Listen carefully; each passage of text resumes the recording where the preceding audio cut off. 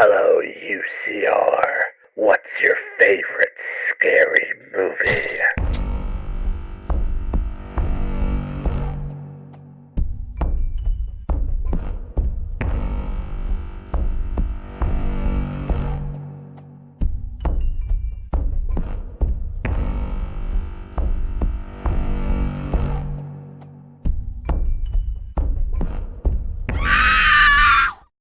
I will never get over how well some of our faces fit some of those things and how obscure some of them look. It's just like our opening titles are the bomb. Congratulations, Luke. Every time I look at it, I'm like, that's some funny stuff.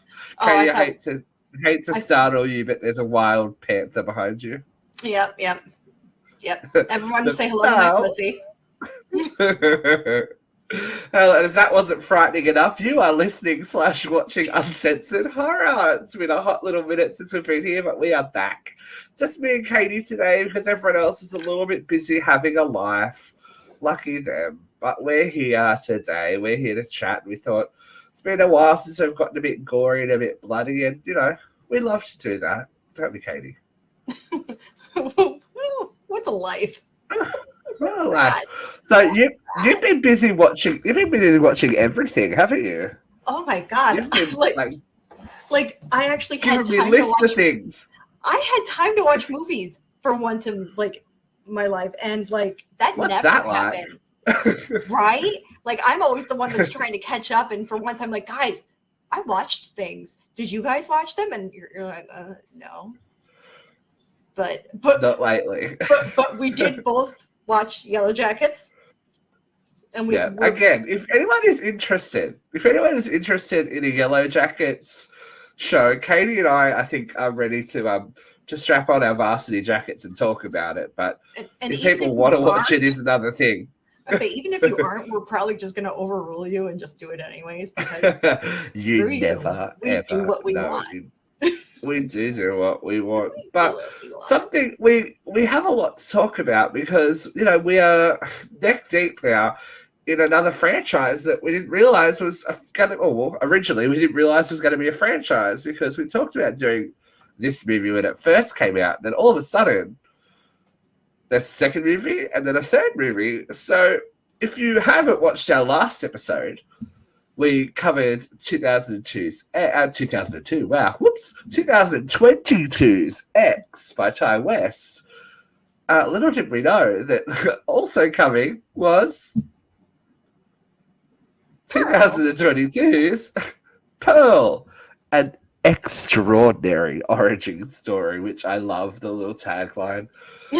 Also starring Mia Goth. Now, these movies were filmed at the same time, which is kind of brilliant of Ty West, really, isn't it? When you can't guarantee that, you know, especially in today's modern climate, you can't ever guarantee anything's going to be a hit. And if you have an idea, nothing shocks me about Ty West anymore. It does hit.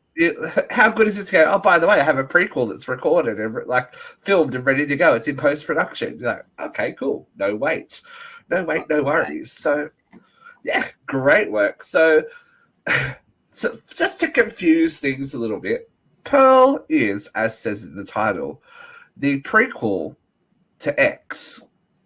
So this is the origin story of the farmers that we get to meet quite intimately in the film X.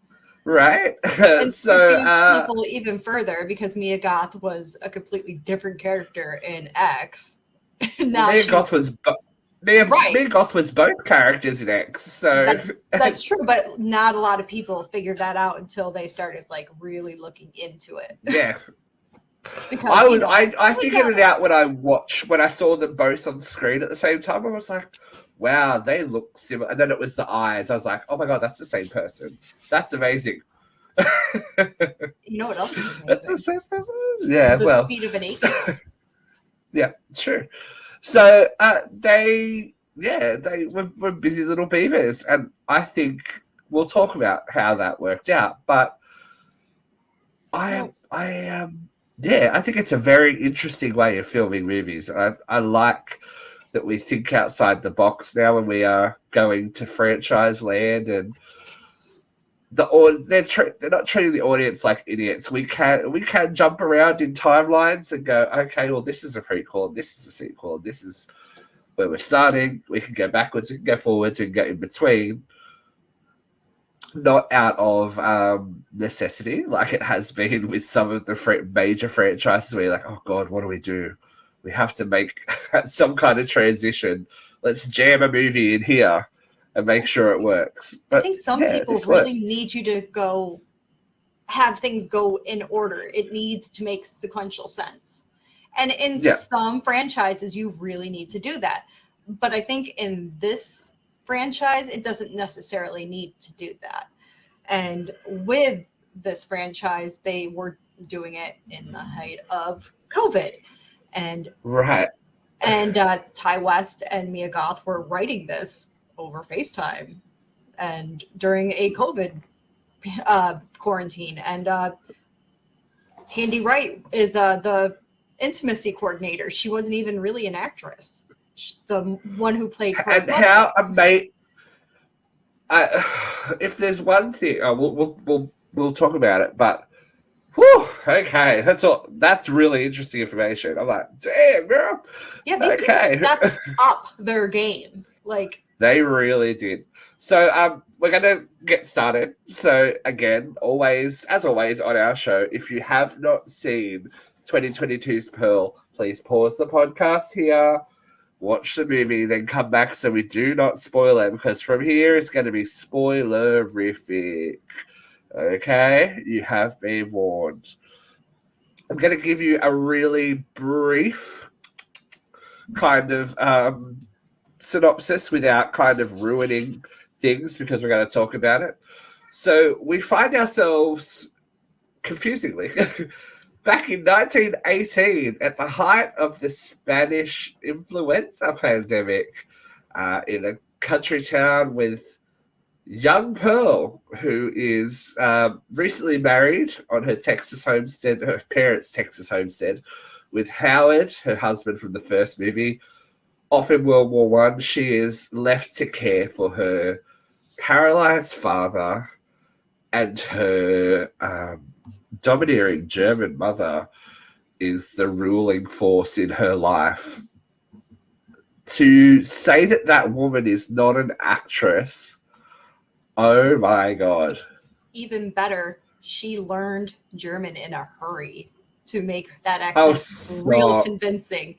Real convincing. And she fooled some actual German people on set because of, like, she really committed to it. Like, that woman. She was stunning in her portrayal. Mm. So to know that she was not necessarily an actress first, but an intimacy coach. Yeah. Like, damn. The scene, especially the heightened scene that kind of kicks everything off into murder and mayhem is so intense. That is some like Toni Collette Hereditary bullshit. I'm like, oh, okay, cool. You're all about that life. There are some actors, like career actors and actresses that don't commit like that. Like they just go in and get paid. And this woman just wanted to like do her best. She wanted to show up, do her best, commit to the role, and be the best she could for everyone. I love that. Yeah. I love that she was a team player. It helps the story so much. Like it helps you get into it. And it really does kind of give you sympathy for the devil, you know? Like this movie, for a big part of it, makes you go, oh, poor Pearl. Oh, poor Pearl. Oh, poor Pearl. They're like, oh, maybe I shouldn't be saying poor Pearl. You really do for a second. You're like, man, her mom is a bitch. And then you remember, oh, wait a minute. Oh, that's right. Okay, cool. But first and foremost, I have to hands up, clap, like throw my flowers. The production design and cinematography on this movie. I love an old Hollywood movie, and they go to town with this. From the opening scene in the barn with the black and white, the barn doors open, and we are in glorious Technicolor, just like The Wizard of Oz. That's what Ty West said. This is a big, like, homage kind of inspiration of those MGM movies. Those kind of, and the way it's shot, the way they shoot Mia Goth, the way they, like, even screen pans when, like, she walks past in a dress and then it cuts to a new scene. It's like, it is so old Hollywood. My little heart was like this. I was like, oh, old movies. They don't make movies like that anymore. And I was just like, oh. To really get prepared for the tone of it, he wanted Mia Goth to watch Whatever Happened to Baby Jane and The Wizard of Oz. And I mean, I've fangirled over Ty West before, but I'll do it again. I just two amazing movies. I mean, I love Ty West because I just think he is just one of those directors that not only loves horror, but loves movies. And he commits to what he's doing.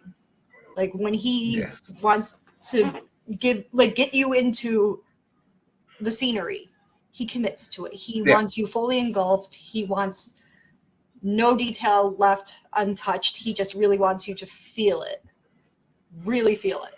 And a lot of directors don't do that anymore. Love you, Ty West. And I think the familiarity with that kind of movie really helps with this as well, and putting you in time and place, and even like cultural sensibilities. So we get the the longing, very Dorothy Gale like shots of her in the farm doing all the farm chores, and we're like, okay, we know what this kind of movie usually is, and it will slowly start to subvert that. Like the only really it's really peaceful and provincial and all that kind of stuff until that damn goose comes in. I wonder. Look, I don't like geese, right? I'm not a geese fan, but geese are assholes. I think any time that she picks up a pitchfork, I'd be worried. I think and it is nice to Pearl see. Has any type of anything in her hand, is that she'd probably be a little worried about it. Anything that could be used as a weapon, maybe go the other way.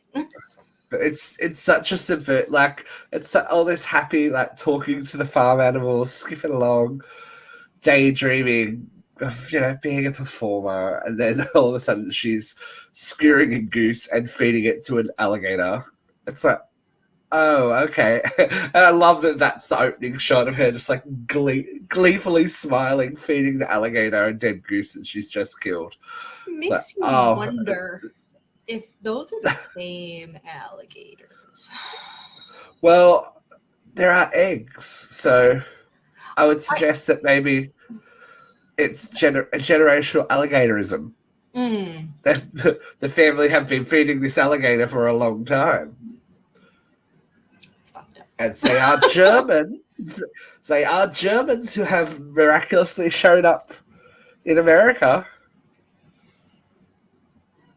I don't know if that's what they were trying to get at, because her mother was so secretive and so secluded. I don't think it was just about the influenza, because Ruth, I think her mother's name is in the movie.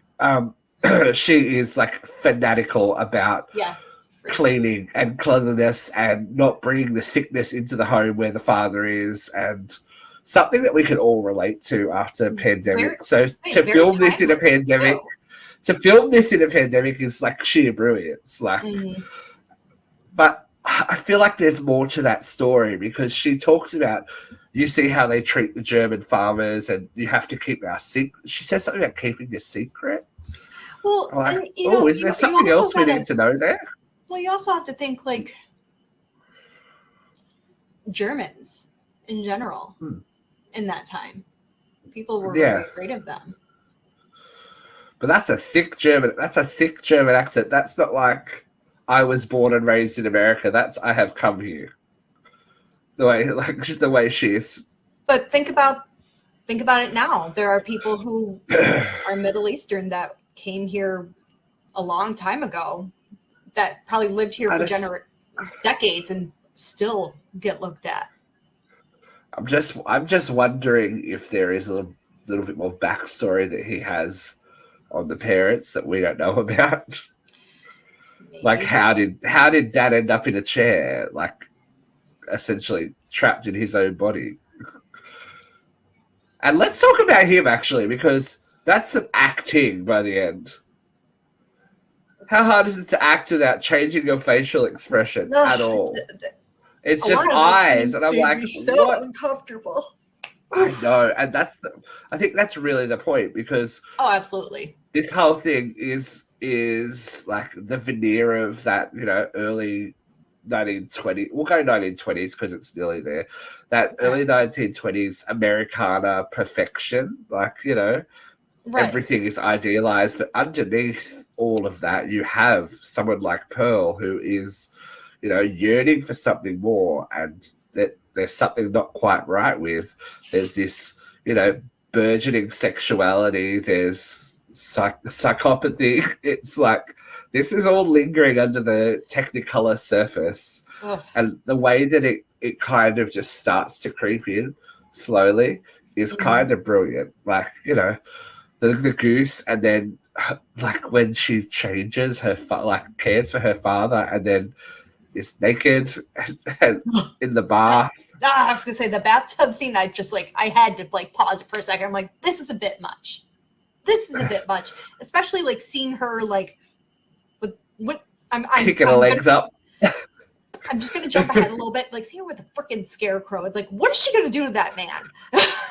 Yeah. What is she gonna do to her poor father when he can't fight back? Seeing her go to town in the freaking scarecrow, I'm like, is this gonna get borderline yeah, who knows? Are we gonna go there? No, I questioned that as well. So the scarecrow scene that Katie's talking about, Pearl has to ride into town on her bike to get her father's medicine. She gets distracted by the cinema and goes to see a movie. And Pearl has grand ambitions of being a chorus girl and being a star. I'm a star, as we'll find out later. So she's enthralled by the movies, which is escapism at its core. That's what the movies are for. Mm-hmm. She meets the projectionist. Oh, Hachi Machi. Oh yeah, he's not. He was good looking. Mm-hmm. He was good looking fella. Yeah, and he distracted me too, quite honestly. Yeah, he shows her a little bit of kindness and snips part of the reel, so she has a cell from the movie that she saw because she was so infatuated with it, and invites her to come back anytime. Yeah, so, he shows her something. Yeah, that's later. This is still nice and innocent. So while Pearl is riding home, she loses the cell out of her pocket of her dungarees / overalls, whatever country you're in, coveralls, wherever country you're in, and wanders into a cornfield where she finds a very weird looking scarecrow. I thought those eyes were going to open at any second. I was like, those eyes are a bit too bulbous for my liking on a scarecrow. But yeah, she has a little bit of a fantasy scene with the scarecrow, a dance scene that ends up in a love scene, which is kind of... she takes the scarecrow for a ride. Off-putting. Yeah, she takes advantage of the scarecrow. The scarecrow is a Me Too, it's now part of the Me Too movement. That was very non-consensual, what happened to the scarecrow. Which is why I kind of thought it was going to be another non-consensual scene in the bathtub. Made me a little worried. So she is so under the thumb with her mother that Ruth realizes that there are 8 cents missing from the money that Pearl was given to get the medicine, which she has actually partaken in as well. It's liquid morphine, as good stuff. Yeah, I thought that was bit of great. Like, just swing in the movie, just- morphine and watch the movie. Like, yes. Yeah, I can get on board with that. I'm like, yeah, I get that. Okay. Okay. And then we have like a mummy dearest moment where Ruth she lies to Ruth and says that she's eaten candy, and then Ruth says that's fine. Well, you don't need to eat dinner then. And she withholds her dinner and makes her stay at the dinner table. I'm like, oh. That's a little much. Like, wow, okay, it's yeah, that's mummy dearest material. I was like, but I also thought she could have come up with a better lie. Like, you're kind of old to be eating candy. Like, come on. But I think that's the whole part of it. So we have to realize, like, we have to get this juxtaposition of her being a married woman, but still living with her parents and, you know, being infantilized by her mother, who just refuses to see her as an equal and is treating her like, yeah, she's still a child. And I think that's a huge part of the dynamic between those two, that, you know, Pearl is being stagnated by her mother from growing up and out. She, like, all she wants is to get off the farm and get away, and her mother is definitely not letting that happen. This is where we meet Pearl's cousin, Mitzi. Don't you love that every rich person you've ever met in a TV show or a movie is either named Muffy or Mitzi? I just feel a bit sorry for Mitzi. I'm like, oh, girl, if you only knew. I just think it's funny. It's like, come on. Can we come up with a new name for the rich person in the movie or the TV show? But you know what I thought was interesting? Ordinarily, a character like that would be a bitch. You know what I mean? Yeah, and Mitzi's actually very compassionate. The rich sister-in-law, like the well-off sister-in-law. They're very kind Yeah, to they're that very family. kind. They're trying to take care of them. They bring them a pig to eat because they are struggling. Like Ruth says that they struggle on the farm, and like she knows every cent, which is how she knows the 8 cents was missing. And that was more than one meal there. You know what I mean? That was right. That was substantial. It's kind of strange that they don't trust their own family. Yes and no, I guess. But you'd think. Well, we all know people that are too proud to take charity. You know what I mean? True. I think that Ruth, if we're looking at Ruth as this character that is self-sufficient, strong, secretive, she's not the kind of person to take charity from anyone. This is true. And they're not her blood family. They are the family of Pearl's husband, but they're not blood, so they're automatically other. I think they're automatically outside. So that, yeah, we don't see what we see what happens, but we don't hear what happens in that interaction. We see Ruth basically refusing it, but Mitzi is trying to do the right thing and see how Pearl is and how she's doing without her husband. And let's slip that there is a dance audition coming up for chorus girls. Chorus girls in a church group? Touring. The 1918s was a different time, man. Like, they were touring dance troops for the church. I'm like, okay. I mean, whatever. At the height of the war, that's cool. I've got to wonder if it was like a USO group. Yeah, but it's weird that it was all through the church. It's like, right, okay. But that's what I've got to wonder, if it was like USO. Yeah. But yeah, maybe they didn't have the rights to it.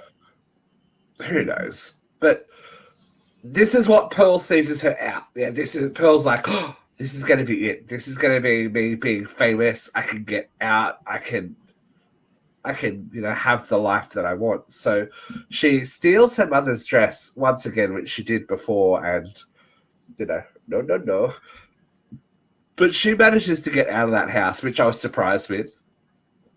And you can tell that house was a physical set too, because she managed, like, that whole shot was one tracking shot. I was like, oh, look, one big set. That's nice to see. It's like, oh, okay. She goes out of her window, across the roof and down. I'm like, yes. I love shots One like big that. Just giant nice, set. We love it. clean shots. Beautiful. So she is, in her yearning to be free, she goes to visit the projectionist again. I love that he doesn't have a name in this movie as well. It's just the projectionist. And he said he would show her any movie she likes at any time she likes, but he has something quite different to show her. It's a film called A Free Ride, which is a stag film he acquired in France. He acquired in France. It's a And movie. Pearl is, to say infatuated, is an understatement. I think she, for someone that is that sheltered, seeing that kind of blew her mind and was like, okay, and then it really informs what we see in X. I love how that all kind of ties in, like, Yeah, the definitely. porn in this, and then I got a lot of feelings about that. We'll talk about it at the It end. just I'm like, sucks. oh, okay, cool. Yeah, but yeah, it's just like those seeds are planted, and she ultimately, cheats on her husband. Scandalous. Oh, yes. Who saw that cut? And because this one man believes that she can be a star, says he can see her on the screen. She's beautiful. She gets everything she wants from this interaction. Very But grasping heart. yeah, exactly. And she lets in on her yearning to be free, and that she's basically stuck and wishes that her family would just die. Which causes a bit of a pause moment for our projectionists. Oh wait, they haven't slept together yet. No, that's later, isn't it? Sorry. Whoops. Yeah, they sleep together. We're Yeah, a they sleep together. little out of order, but Afterwards, sorry, they sleep together. I accelerated the story because the story accelerates now. That's right. It's weird because She goes home after Because it's weird because she talks about how much she hates her family, wishes they were dead, and like red flags everywhere, and this guy still sleeps with her. Like, well, yeah. So she's kind of. I think that statement being put out there, it's almost given her permission to go ahead and go, I can change this. I don't have to wait. So there's a very tense scene where she's already like kind of testing the boundaries with Dad to see, like, when she pinches him and chokes him, and like she's like, are you even still in there, or are we just caring for a husk of a person? Mm-hmm. And then she takes him down to the dock. I was like, oh, this is gonna be graphic. Just hovers over the lake and calls the alligator. And she's basically saying, I have to go. This is the nicest way of doing this. Like, really? But Ruth just happens to show up in time, luckily, and send her back to the house, which is probably the biggest mistake of Ruth's life, let's be honest. Because there is another awkward dinner, despite the fact there is a rotting pig on their doorstep. That would stink. Oh, it would stink. But okay, anyway. Like, if you work on a farm, you're kind of used to smelly things. This is where the movie goes crazy. So we've seen like bits and pieces of cruelty and like minor psychopathy breaking through when she skewers the goose. She crushes the alligator egg. But this is where it happens, because Ruth discovers the program from the movie that Pearl went to see, and she destroys it and goes in on Pearl in a way that I haven't seen in a hot minute in a movie. The acting between these two was intense.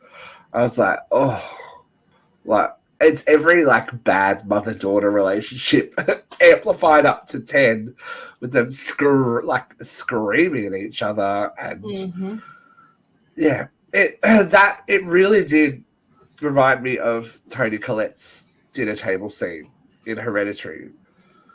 Like that's the level of acting that was there, especially from the mother. I was like, oh wow. Mia Goth gets her big acting chops scene later, but this is the mother. I was like, wow, and especially when she grabs the knife and she goes, maybe I'll kill him for you. That's what you want. And like holds the knife to her husband's throat. I'm like, oh god, this movie's just twisted and turned.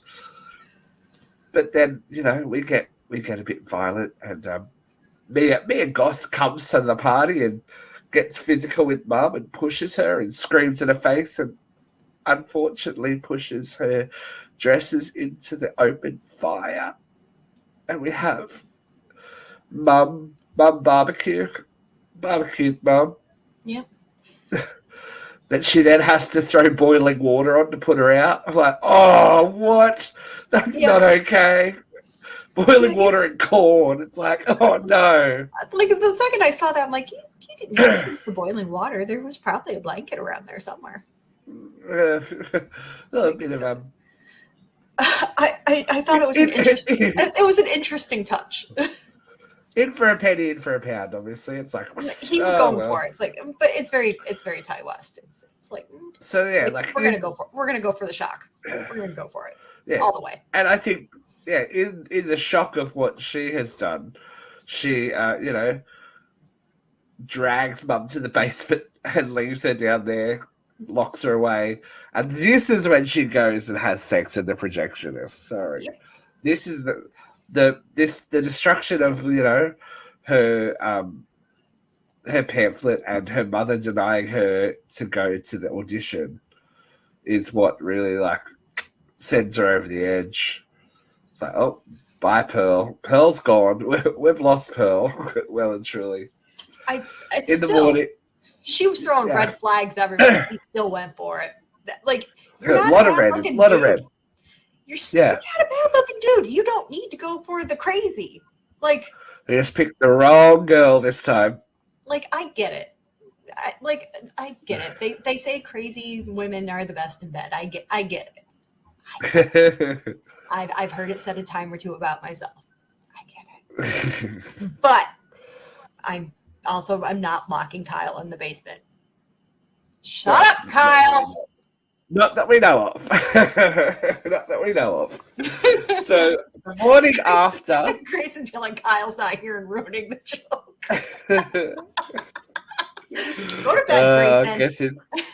Guess who's going to the basement next? You're going down there with them. So the morning after arrives, and this guy is being too nice. I think drives her home. Like it's a one-night stand. You're not supposed to drive that person home, especially when I'm pretty sure she knows she's married, right?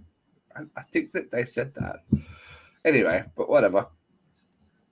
And Pearl has definitely left reality because she invites him in the house after she does a quick retcon of everything that's going on, make sure Mum's locked downstairs and Dad's presentable.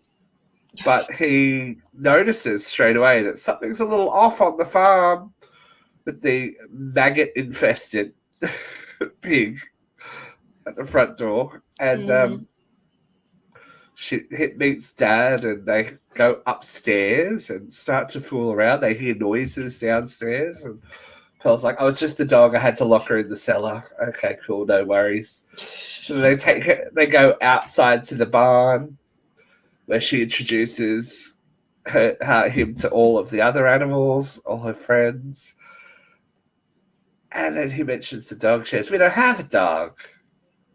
Whoops. Oh, this is again. There's these oops moments in this movie where you're like, "Oh no, Girl, you in danger, girl. You in danger."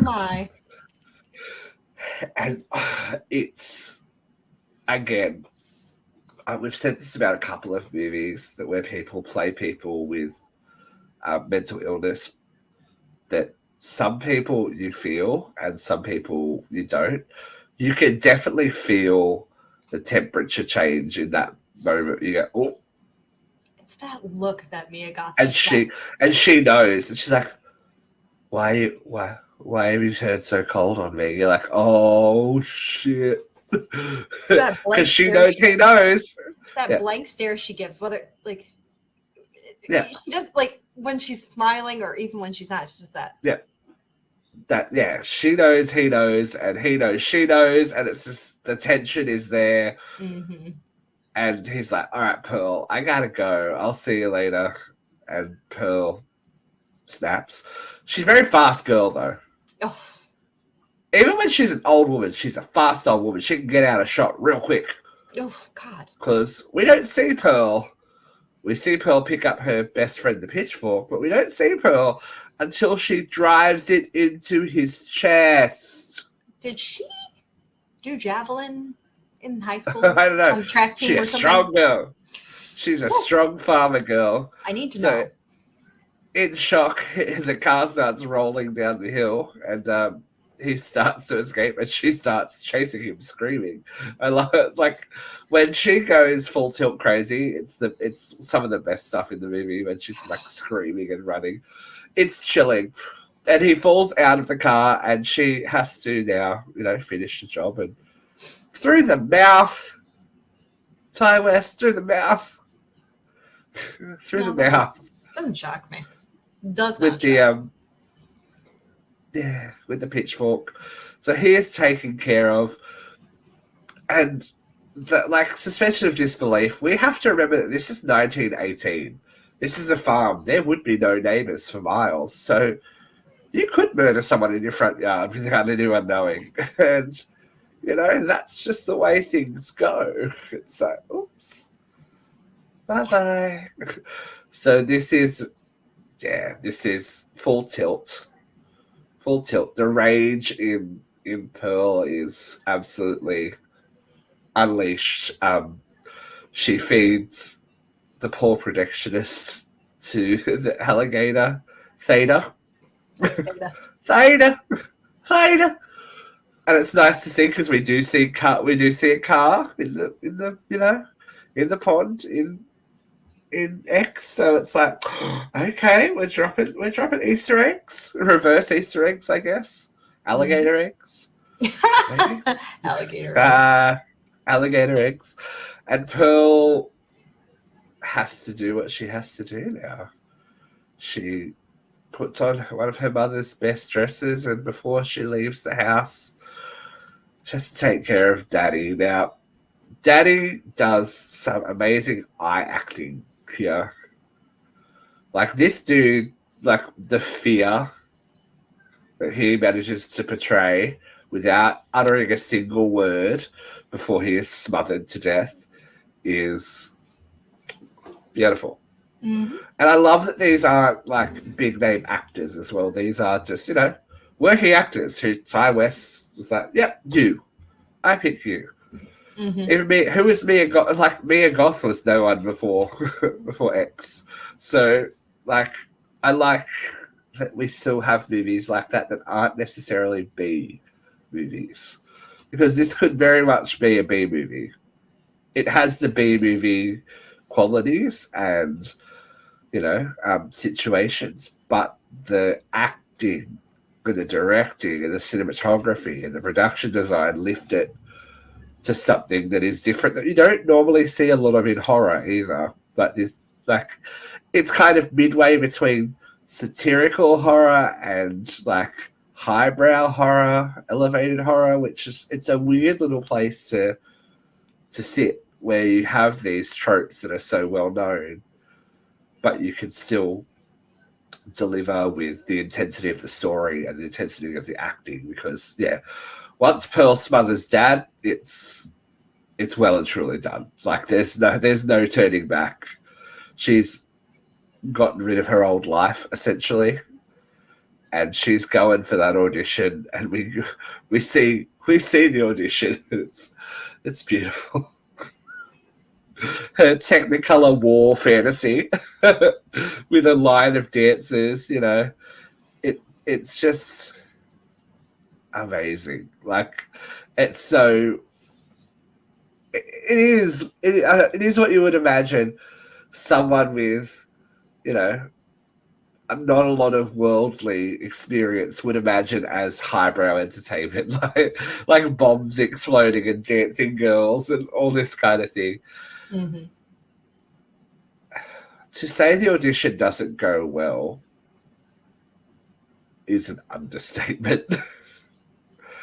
And girl, for anyone that has been on the stage and been in front of a panel and they've heard thank you but no, this is the kind of reaction you want to have sometimes. I feel you, Pearl. I'm a star! I'm a star, please! I'm a star! I'm a star! And like, screaming, like, she has to be dragged off the stage when told she's not really what they're looking for. They're looking for someone a little more blonde. All American. Fucking blondes. Cue to cousin Mitzi, blonde cousin Mitzi, consoling Pearl, and offering to take her home. Mm-hmm. As soon as Mitzi said, "Can I take you home, Pearl?" I was like, "Don't Girl, do it, you girl. in danger. You in danger. You are in danger." And this is where we get Mia Goth's, you know, capital A acting moment. This is her. I think, like, when we look back in her career, I think this will be one of the parts they show and go, this girl is not just a scream queen. She has the chops behind it. Because she delivers this monologue. I can imagine this is probably one take as well. In the kitchen, Pearl talks all about her resentment that Howard, who was supposed to be her way out, you know, from a rich family that you know, that knew the world and experienced the world, married her and then left her at home with her family. And she also admits that she actually was pregnant and miscarried and was happy about it, which, hello, in 1918. Ooh. So it's all about, you know, her feelings of insecurity, alienation, you know, stagnated growth, and then she admits to, you know, enjoying harming small animals and all that thing. And then kind of just goes full tilt and talks about her parents and the projectionists. It's like, okay. And Mitzi was just trying to help her sister-in-law, and by the end of the conversation, she's just going, yeah, just, you know, getting up and slowly leaving. And but again, you could cut the tension in that room with a knife. I'm like, that's a performance. That is a performance and a half. And Mitzi is just trying to back out of that room. Mm-hmm. And I think she would have made, all right. In her delusion, Pearl believes that because Mitzi is blonde and pretty and rich, that she has been cast as the chorus girl, and makes her Mitzi admit, even though it's not true, that she was cast. Do you think if she hadn't, that she would have made it out? No, she was never getting out of there. Yeah, I think she was fucked either way, because if she was like, "Why are you lying to me? Why are you lying?" No, as soon as Mitzi's just, you know, saying, "I'm not going to tell anyone about what you just told me," and all that, it's like, well, you just kind of sealed your own fate right there. Exactly. And she underplays that so well too. I think a lot of time in horror, people are like, "I'm not going to tell anyone. It's okay." Everything is so calm. Mm-hmm.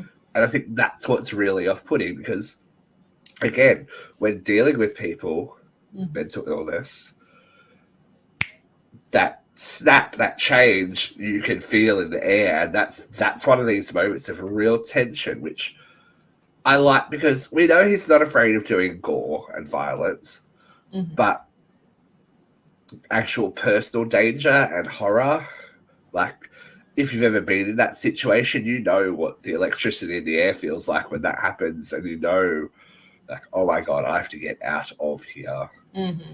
And Mitzi does her best. Look, she does her best, and we think she's out until Pearl turns up at the door.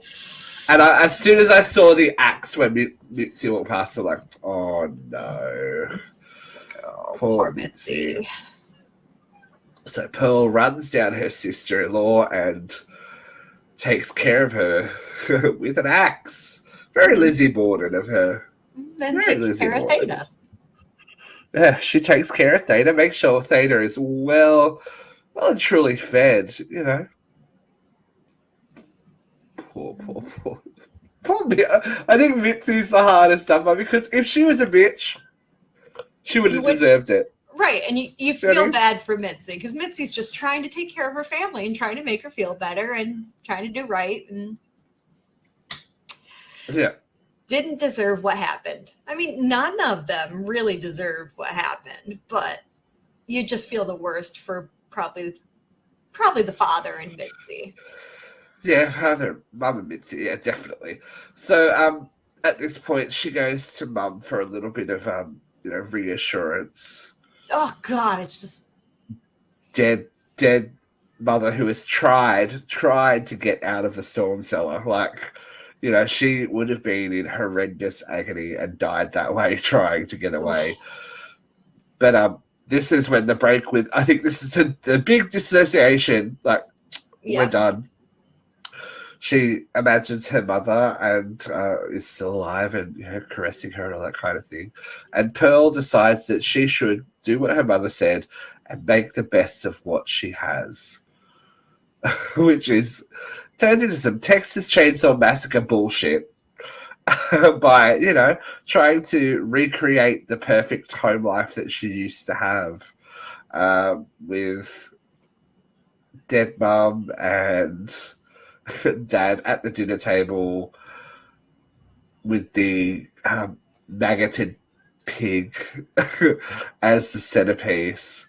Like the dissociation thing clicks into full tilt, but I thought it was really interesting when they were doing the audition that the people in the audition panel were all of the people that were holding Pearl back. It was Ruth, it was her father, it was Howard. I can't remember who the fourth person was. It was the projectionist guy. That's right. All those characters were the ones that took place of the judges. I'm like, smart stuff. I love it. I love a gradual mental breakdown. And then we've had these visions of Howard returning from war a few times during the movie. But we actually get it in reality, and poor Howard. I'd like to issue an apology to Howard from the last movie. I thought you were a creep. Turns out you were just dealing with a whole lot of crazy. Because he walks in and finds the very macabre scene of a family dinner and a manically smiling Pearl expressing how glad she is that he's home. Cut to a very, very protracted fisheye close-in as Mia Goth, and this is acting, capital A acting, as we watch her struggle to maintain that smile that, you know, everything's fine, I'm perfect, the veneer. I'm surprised she didn't crack her teeth or something. Like, the tension in that woman's jaw and in her face, and her eyes do so much in that tiny little scene. Like, there's anger, there's pain, there's fear, there's misery. She's crying. She's like almost there's snot. She's sweating. I'm like, that's capital A acting. I'm like, end of film. Like, wait, what? But we made it. We survived. No one else did. I think it's funny that there is one person that, survived, and it's a husband that only turns up in the last reel, but that's okay. We lived for that. So let's talk to me. Katie, I've been talking a lot. Feelings. Oh, God. I feel like I liked X better, honestly. Yeah. I liked Pearl, but I really feel like, I know this was an origin story, but I really kind of feel like, I don't know. I really liked X a lot better. I feel like, okay. I'm trying to like put all my, I'm trying to like put my feelings into words.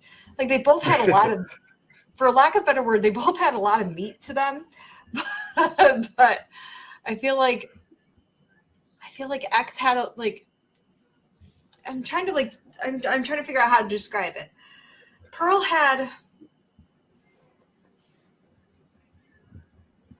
was really like mono-themed, right? Like we're focused on Pearl, while X like just you got to feel it out. Like you got to know these characters, you got to really like get invested in all of them, and it had a lot of heart to it. I feel like I didn't really care much.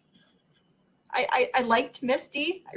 Not Misty, Mitzi. I'm getting yellow. I'm getting my yellow jackets mixed up with my Pearl. One way or another, Yellow Jackets will be mentioned. I told you people we're going to talk about Yellow Jackets, whether you like it or not. But like, and I just really like, when I watch a movie, horror or not, I really want to like really get invested in a character, and not really invested in Pearl. Because I can't. That's like, fair. That's fair. Yeah. Like I know she's a psychopath, and I know that Psycho's gonna psycho, and I know, and I have a certain amount of empathy for her because I realize she's probably a bit traumatized because mom's a bit overbearing. But then again, psychos don't need trauma to snap. So do you have, just playing devil's advocate here, do you think movies like Hannibal, like the prequel movies in like the Hannibal series and anything that we've... Well, here's the thing about Hannibal, do you have the same problem with that? No, but Hannibal Lecter was a lot more likable than Pearl. Like, he was very charming. He was charming as hell. You're just going to be a sociopath. Okay, right. Okay, I'm with you. There's a difference there because Hannibal Lecter was charming as hell. Pearl, she's just not likable. She's just a bitch. She's just very self-involved. She's just, I'm a star!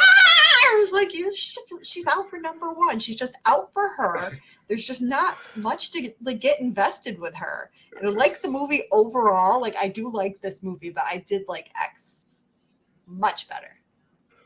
It's okay. We're going to do a little bit of a cut ourselves. We're going to take our axe and hack away at this footage because the lovely Luke is not here to join us today, but he has some feelings on X and Pearl, so they're probably going to cross over, Pearl and X, and he's going to talk to you right now.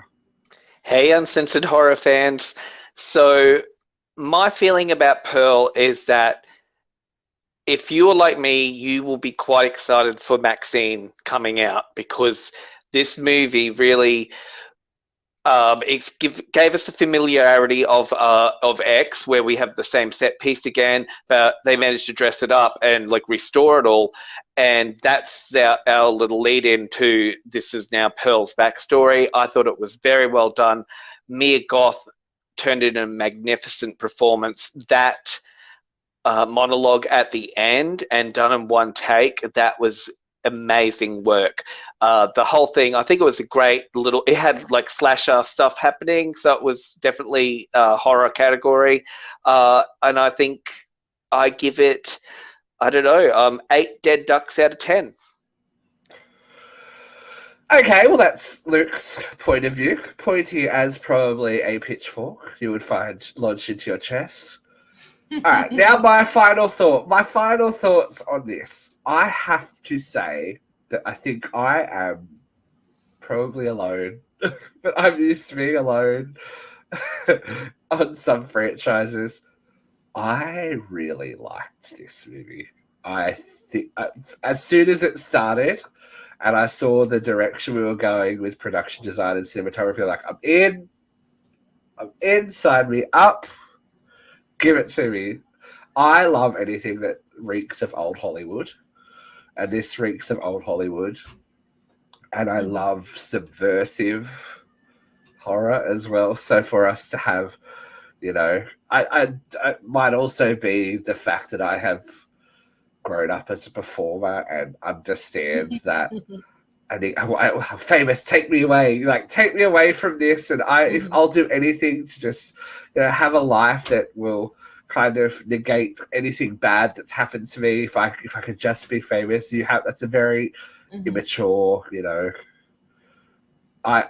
Any performer, if they are honest with themselves, I think can relate to that and go, I feel you, girl. I feel you. I'm not a psychopath, but I feel you. Are you sure? I think the quality of the acting and the backstory that they have given Pearl in this movie makes me look at X again and makes me like X more than I did, because I thought it was good. It just didn't like really blow my hair back.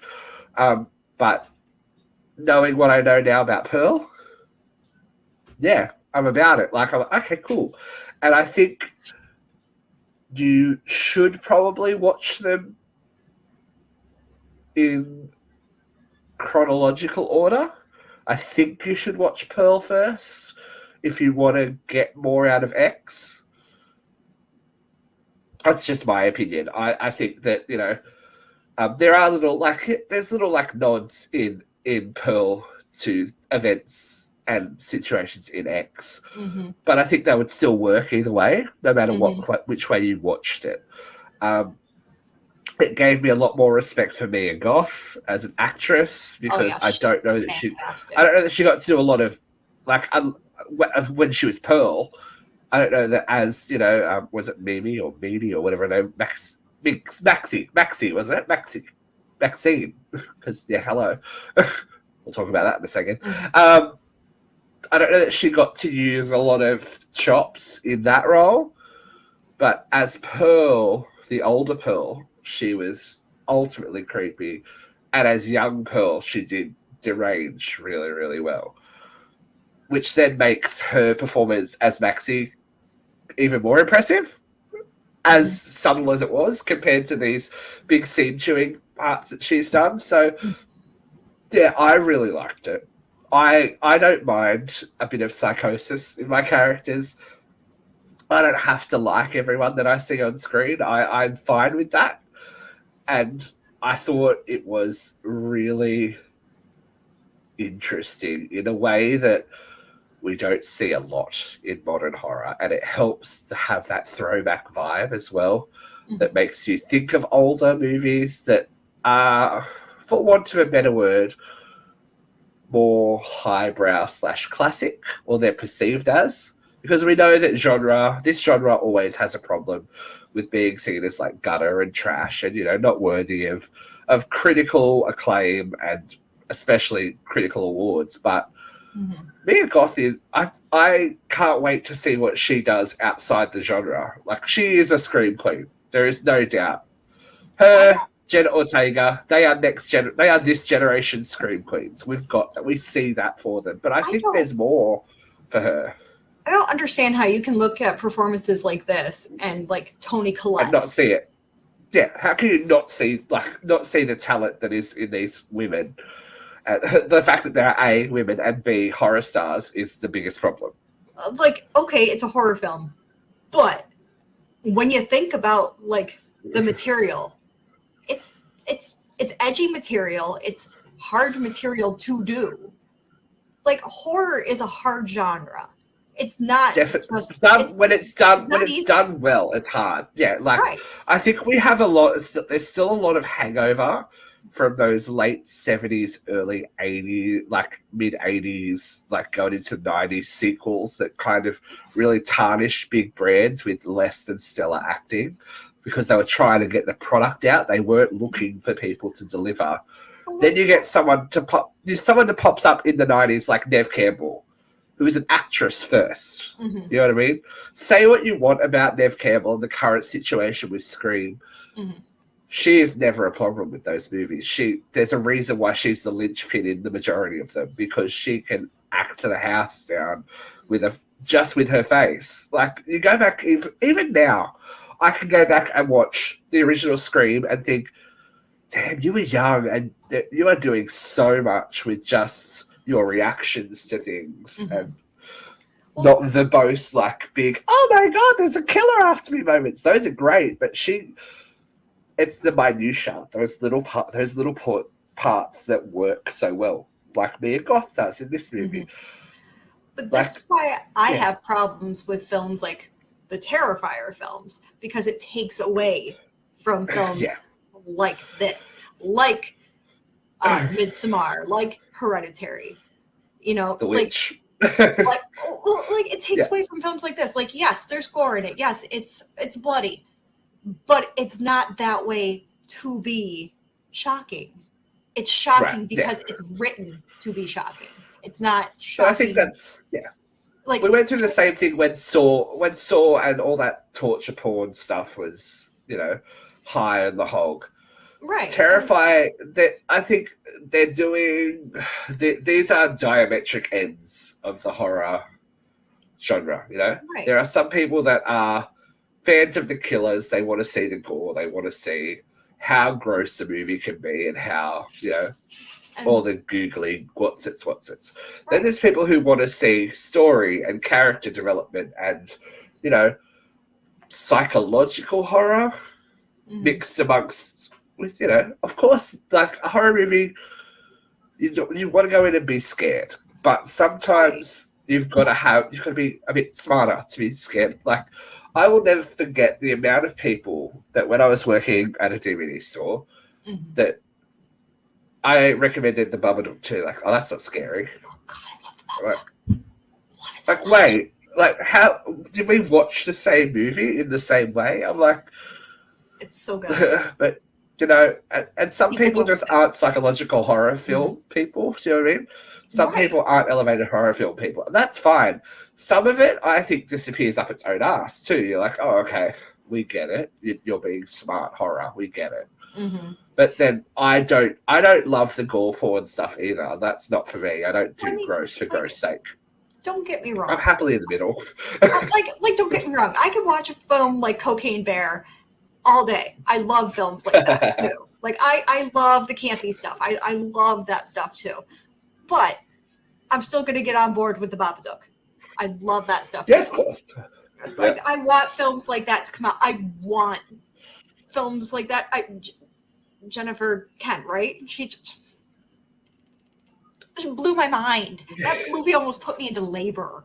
It was so, it was amazing, and I want films like that to be taken seriously. And it should have won an award. It should have won an award, but instead you've got people going, "That kid was annoying." You didn't get the film. Then. The amount of people that really are either behind Toni Collette, like this Toni Collette performance from Hereditary. I always said, this should be awarded. This should be seen as a critical, a critical success for the acting. Like, that's not even capital A, that is capital letters all the way through, exclamation marks underlined. The acting she did in that movie, and it's viral now. People are like, Toni Collette Hereditary, and that's rewarding. I think that's ultimately we're seeing that people are seeing it. So it might not be far off that we see some horror breaking through into the awards season. I mean, the closest we've gotten We'll so see. far is Get Out, but and it deserved it. It deserved it. And look, and before that, look, it was probably what Jodie Foster and Silence of the Lambs. Didn't The Exorcist get somewhere too? I want to say.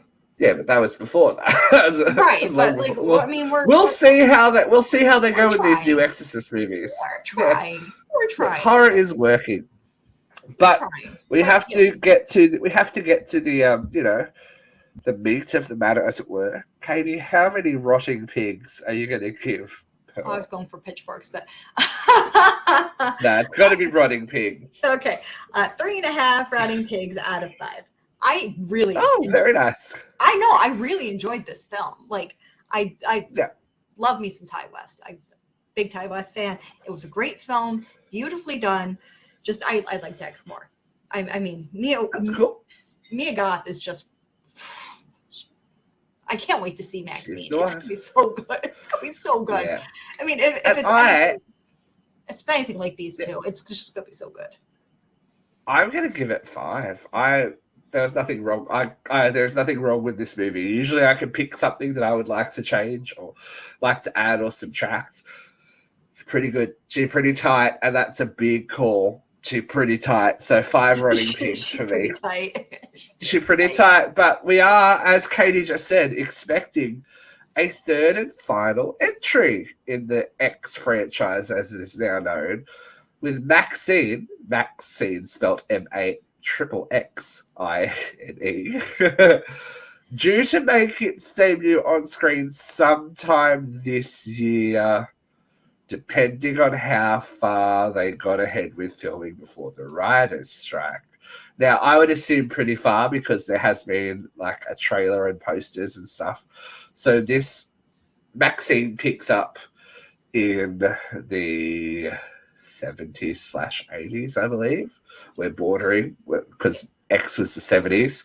Maxine's going to be in the 80s in mainstream porn. So it's very interesting that we have watched the graduation of sexuality. Post-production zone. There you go. Yeah.